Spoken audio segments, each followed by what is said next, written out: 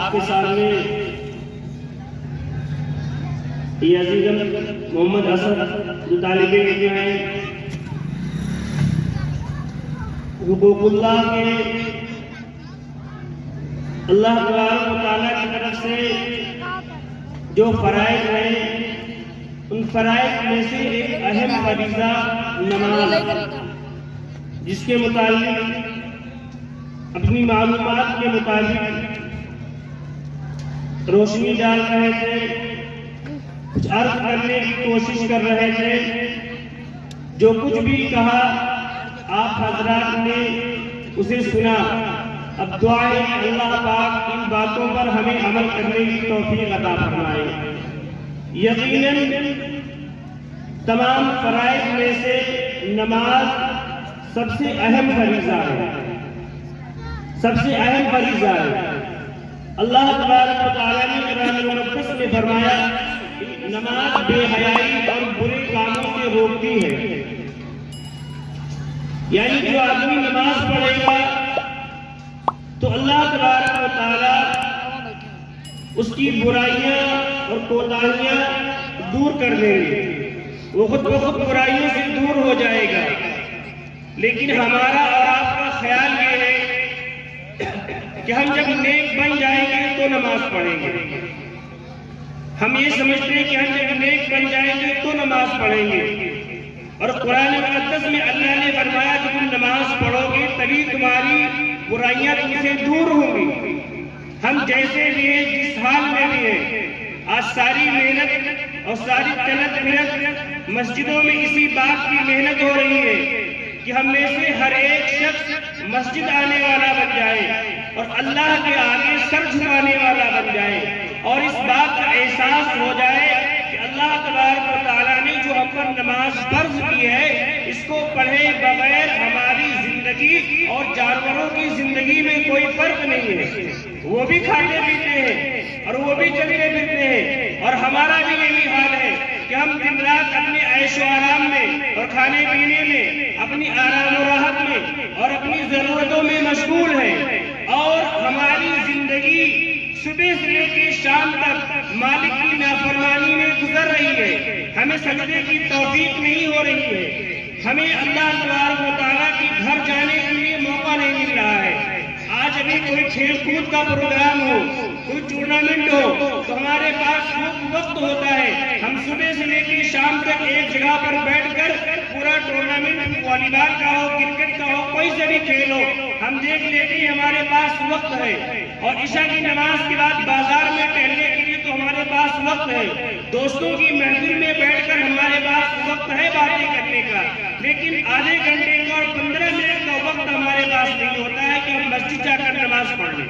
حدیث پاک میں آتا ہے ان احدکم اذا صلی یناجی ربہ، جب تم میں سے کوئی شخص نماز پڑھتا ہے تو گویا اپنے رب سے باتیں کرتا ہے۔ آج اگر ہمارے دل کے اندر اللہ کی محبت ہوتی تو ہم مسجدوں کو دوڑے چلے جاتے ہیں، اس لیے کہ جو ہمارا محبوب ہوتا ہے، جس سے ہماری دوستی ہوتی ہے، جس سے ہمیں عشق ہوتا ہے، جس سے ہمیں لگاؤ ہوتا ہے، ہم ہر وقت اس سے رابطے میں رہنا چاہتے ہیں، کبھی فون کال کے ذریعے سے، کبھی میسیج کے ذریعے سے، کبھی واٹس ایپ کے ذریعے سے، کبھی ویڈیو کالنگ کر کے ہماری دل میں ہر وقت یہ چاہت پیدا ہوتی ہے کہ ہم کسی نہ کسی طریقے سے اپنے محبوب سے رابطے میں رہیں۔ کیوں؟ اس کا عشق ہمارے دل میں ہے، اس کی محبت ہمارے دل میں ہے، غیر کی محبت ہے، ناجائز محبت ہے، حرام تعلق ہے، اس بنا پر بھی ہم اس کے رابطے میں رہنا چاہتے ہیں۔ آج اگر ہمیں اپنے پیدا کرنے والے کی محبت ہمارے دل میں ہوتی اور اللہ کی محبت ہمارے قلب میں ہوتی تو رات میں عشاء کی نماز پڑھے بغیر ہم بستر پہ نہ جاتے،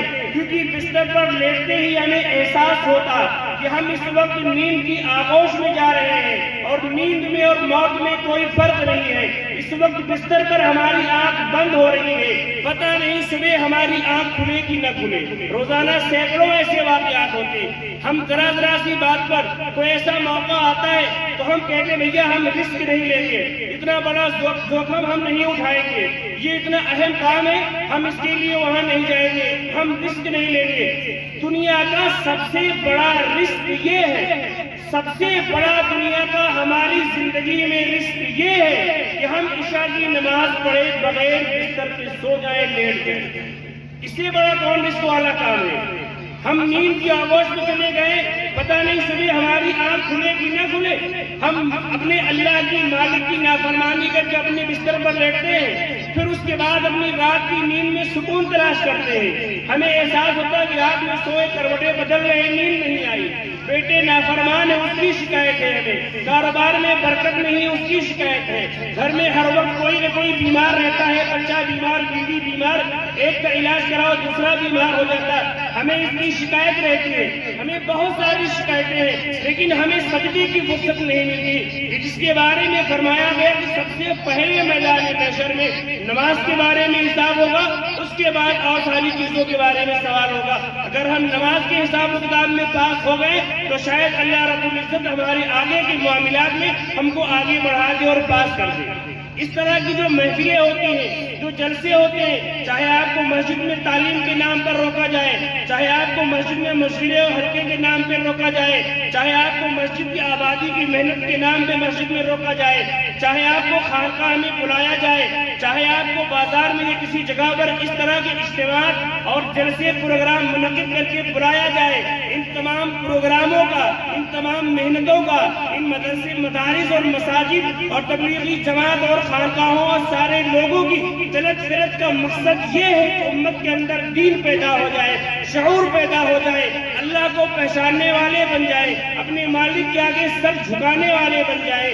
آج ہم اس سے بہت دور ہیں اور ہماری زندگی یوں ہی گزر رہی ہے. ہم کسی مولوی کے پاس اور کسی عالم کے پاس چکر لگا رہے ہیں، دروازے بار بار جا رہے ہیں. کوئی تعویذ لکھ دیجئے، گھر میں قرآن خوانی کرا دیجئے، مدرسے سے بچوں کو بھیج دیجئے، ڈر لگ رہا ہے، بیمار ہے، اور تمام طرح کی تکلیفوں کی شکایت کرتے ہیں. لیکن ہم جو صرف جمعے کے علاوہ مسجد میں دکھائی نہیں پڑتے. کیسے مسلمان ہیں ہم؟ دن بھر اللہ کو ناراض کرتے ہیں اور ہم صبح امید کرتے ہیں کہ ہمارا مالک ہم سے خوش ہوگا، ہمارے کاروبار میں برکت دے گا، ہمارے بچے ہماری فرما بردار ہو جائیں گے. ہم اپنے اللہ کی نافرمانی کر رہے ہیں. مسجد سے اذان کی آواز آئی، ہمیں بلایا گیا، ہم اپنے پیدا کرنے والے کی آواز پر لبیک نہیں کہہ رہے، ہم نہیں جا رہے، ہم اللہ کی نافرمانی کر رہے ہیں اور ہم یہ امید لگائے بیٹھے ہیں کہ یہ ہمارے بچے ہماری فرما برداری کریں. کیسے ہماری فرما برداری کرے؟ ہم اللہ کی نافرمان ہیں. ہماری زندگی کا ایک ایک لمحہ گناہوں میں کٹ رہا ہے اور ہم یہ آس لگائے بیٹھے یہ ہمارے بچے، ہم نے ان کو بڑا کیا، پالا پوسا، خرچہ دیا، کپڑے لکڑے سلائے، یہ ہماری بات نہیں مانتے. ہم اپنے پیدا کرنے والے کی، ہم اپنے خالق و مالک کی، ہم اپنے اللہ کی بات نہیں مانتے جو یہ ہمارے ساتھ میں، جن کے ساتھ معمولی سے معاملہ کر رہے ہیں، یہ ہماری بات کیسے مانیں گے؟ تو اس طرح کے پروگراموں کو منعقد کرنے کا مقصد یہی ہے کہ ہمارے اندر شعور پیدا ہو، ہمارے اندر دین کی معلومات پیدا ہو، ہمارا ایمان مضبوط ہو، ہمارا تعلق مسجد سے ہو، ہمارے اندر جو سینکڑوں برائیاں ہیں یہ برائیاں ہم سے دور ہوں. ایک دم سے ساری برائیاں نہیں دور ہو سکتی. تو اس طرح کے پروگراموں میں آ کر بیان کو سن کر دو چار باتیں ہم ضرور سیکھ کر کے جائیں کہ فلاں گناہ ہمارے اندر ہے. آج سے ان تمام گناہوں میں سے ہم یہ 2 گناہ چھوڑ دیں گے، نہیں کریں گے. پھر کسی مجلس میں، محفل میں ہم نے کوئی بات سنی، پھر ہمارے دل کے اندر فکر پیدا ہوئی، پھر ہم نے گناہوں کو چھوڑنے کا عزم کیا. اس طرح ہم کوشش کرتے رہیں گے تو ایک دن یہ آئے گا کہ ہماری زندگی سے گناہوں کی عادت ختم ہو جائے گی اور پھر ہم اللہ کے فرمانبردار اور مطیع بندے بن جائیں گے. امید ہے کہ آپ حضرات اس مقصد کو سمجھیں گے اور اس طرح کے پروگراموں کی منعقد کرنے کا مقصد آپ سمجھیں گے اور اسی نیت سے تشریف لائے ہوں گے. اور اگر نہیں تو اپنی نیتوں کو ہم درست کریں گے تاکہ اللہ پاک ہمارے یہاں آنے کو، جمع ہونے کو، بیٹھنے کو اور سننے سنانے کو قبول فرمائے.